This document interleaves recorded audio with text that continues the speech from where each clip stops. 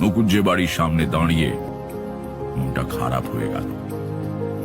এ বাড়ি আগেও পুরনোই ছিল বটে, কিন্তু তার ভেতর একটা আভিজাত্যের গৌরব ছিল।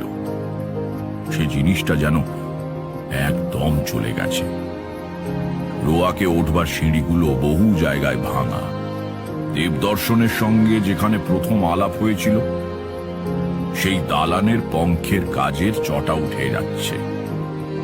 সবচেয়ে বড় কথা, দালানের কড়িবর্গার ফাঁক থেকে পায়রার দল উধাও হয়েছে। ফলে দালানে এক ধরনের নীরবতা বিরাজ করছে।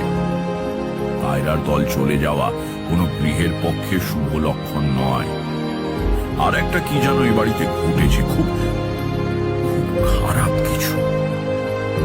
দালানে উঠবার সিঁড়ির সামনে দাঁড়িয়ে ভাবছি কাকে ডাকা যায়। দেবদর্শনের ছেলেদের নামও ঠিকঠাক মনে পড়ছে।